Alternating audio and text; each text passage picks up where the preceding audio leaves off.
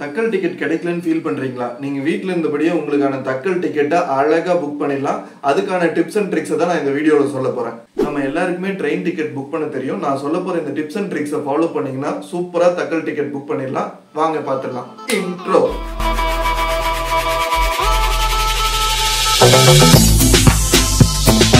நாளைக்கு ட்ரெயினுக்கு இன்னைக்கே தக்கல் டிக்கெட் ஓபன் ஆகும்.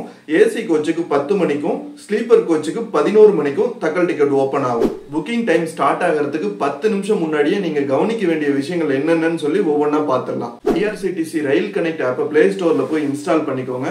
ஒருவேளை நீங்க ஆல்ரெடி இன்ஸ்டால் பண்ணி வச்சிருந்தீங்கன்னா அது அப்டேட்டடா இருக்கான்னு பார்த்துக்கோங்க. ஏன்னா நீங்க ஓல்டர் வெர்ஷன் ஆப் யூஸ் பண்ணும்போது அது ஸ்லோவாவோ ஹேங் ஆகவோ வாய்ப்பு இருக்கு. அதனால உங்களுக்கு டிக்கெட் கிடைக்காம போக வாய்ப்பு இருக்கு. So always updated version use பண்றீங்களான்னு வெரிஃபை பண்ணிக்கோங்க. லாகின் பண்றதுக்கு முன்னாடி பயோமெட்ரிக் ஆன் பண்ணி வச்சுக்கோங்க. மாஸ்டர் லிஸ்ட்ல வந்து நீங்க எந்தெந்த பேசஞ்சர் போறாங்களோ அவங்களோட நேம்ஸ் எல்லாம் ஆட் பண்ணி வச்சுக்கோங்க. ஸோ அதுல ஒரு 5 செகண்ட் வந்து நம்ம சேவ் பண்ணலாம். ஏன்னா நீங்க போய் மேனுவலா டைப் பண்றதுக்கு பதிலாக நீங்க புக் பண்ணும்போது அந்த மாஸ்டர் லிஸ்ட்ல இருந்து சஜஸ்ட் பண்ணும், அதை செலக்ட் பண்ணிட்டு வந்துடலாம். அதுல ஒரு 5ல இருந்து 10 செகண்டை வந்து சேவ் பண்ண முடியும். ஐஆர்சிடிசி வாலெட்ல தேவையான அளவு அமௌண்ட்டை லோட் பண்ணி வச்சுக்கோங்க. முடிஞ்சா எக்ஸ்ட்ரா லோட் பண்ணி வச்சுக்கோங்க.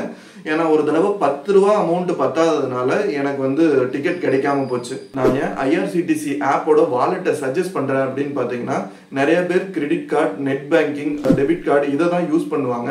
இதனால பேங்கிங் சர்வர் ஹை டிராபிக் காரணமா சர்வர் லோடு அதிகமாயிட்டு ஸ்லோ டவுன் ஆயிட்டு பேமெண்ட் ப்ராசஸே வந்து ஸ்லோவாயிடும். அதே ஐஆர்சிடிசி ஆப் வாலெட்டை யூஸ் பண்ணீங்க அப்படின்னா இது டைரக்டா ஐஆர்சிடிசியோட புக்கிங் சிஸ்டமோட இன்டெகிரேட் ஆயிருக்கு.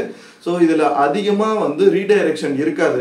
டைரக்டா அமௌண்ட் டிரான்ஸ்ஃபர் ஆயிடும். புக்கிங்கும் ஈஸியா இருக்கும். ரெஸ்பான்ஸ் டைமும் சீக்கிரம் முடிஞ்சிடும். உங்களுக்கு புக்கிங்கும் சீக்கிரம் முடிஞ்சிடும். தக்கல் டிக்கெட் புக் பண்ணும்போது கவனிக்க வேண்டிய விஷயங்களை வரிசையா சொல்லிடுறேன். நீங்க ஸ்லீப்பர் டிக்கெட் புக் பண்ண போறீங்கன்னா 10:58 லாகின் பண்ணி ரெடி ஆயிக்கோங்க. அதே ஏசி கோச் புக் பண்ண போறீங்கன்னா 9:58 லாகின் பண்ணி ரெடியா வச்சுக்கோங்க மொபைல் ஆப்பை. அடுத்த பேஜ்ல from date, to date, train name இது எல்லாத்தையும் சூஸ் பண்ணிக்கோங்க.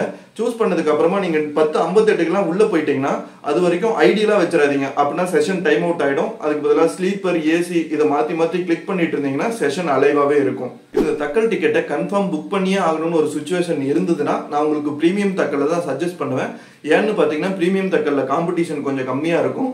ஸோ பிரீமியம் தக்கல் ரேட் அதிகமா இருக்குமே, அதை எப்படி புக் பண்றது அப்படின்னு கேட்டீங்கன்னா கவலையே வேண்டாம். பிரீமியம் தக்கல் என்ன மெக்கானிசம்ல ஒர்க் ஆகுதுன்னா டிமாண்ட் அண்ட் சப்ளை மெக்கானிசம்ல தான் ஒர்க் ஆகுது. அதாவது இங்க ஸ்லீப்பரோட சீட் வந்து குறைய குறைய இங்க பிரீமியம் தக்கலோட ரேட் வந்து அதிகமாயிட்டே போகும். ஆனா இப்ப வந்து ஸ்லீப்பர்ல 300 டிக்கெட் இருக்குன்னா பிரீமியம் தக்கல்ல 100 டிக்கெட் இருக்கும். ஸ்லீப்பர்ல ஃபர்ஸ்ட் 30 டிக்கெட் வந்து குறையும் போது இங்க வந்து ரேட் அதிகமாகாது. அதுக்கடுத்து போக போக தான் இங்க ரேட் அதிகமாகும். அதனால இங்க குறையறதுக்கு முன்னாடி நம்ம இங்க பிரீமியம் தக்கல்ல புக் பண்ணிட்டோம்னா ரேட் ரொம்ப டிஃபரன்ஸ் இருக்காது. நம்ம ஈஸியா புக் பண்ணிடலாம். கன்ஃபார்மா சீட்டும் கிடைச்சிரும். 11 o'clock ஆனதுக்கு அப்புறம் நீங்க ட்ரெயினை செலக்ட் பண்ணி உள்ள போனதுக்கு அப்புறம் ஆல்ரெடி ஆட் பண்ணி வச்ச பேசஞ்சர் நேம் மாஸ்டர் லிஸ்ட்ல இருந்து செலக்ட் பண்ணிக்கோங்க. பேசஞ்சர் லிஸ்ட்டை செலக்ட் பண்ணதுக்கு அப்புறம் கீழே பாத்தீங்கன்னா 2 செக் பாக்ஸ் இருக்கும். ஃபர்ஸ்ட் ஒன் பாத்தீங்கன்னா கன்சிடர் ஃபார் ஆட்டோ அப்கிரேட். அப்படின்னா ஏசி கோச்ல இடம் இருக்கு, நீங்க ஸ்லீப்பர் புக் பண்ணிருந்தீங்கன்னா உங்களோட சீட்டை ஏசி கோச்சுக்கு ஃப்ரீயா மூவ் பண்ணிடுவாங்க. செகண்ட் செக் பாக்ஸ் என்ன இருக்குன்னு பாத்தீங்கன்னா book only if confirm berths are allocated அப்படின்னு இருக்கும். அதோட மீனிங் என்னன்னா நீங்க அதை செக் பண்ணிருந்தா ஒருவேளை நீங்க புக் பண்ணும்போது ஆர்எஸ்சி போயிட்டா புக் ஆகாது, பேமெண்ட் டெபிட் ஆகாது. கன்ஃபார்ம் போத்ஸ் அலர்ட் ஆனா மட்டும்தான் உங்க அக்கௌண்ட்ல இருந்து பேமெண்ட் டெபிட் ஆகும். இது முடிச்சதுக்கு அப்புறம் நெக்ஸ்ட் ஸ்கிரீன்ல நீங்க கொடுத்த எல்லா டீடைலையும் ரிவ்யூ பண்ற மாதிரி இருக்கும்.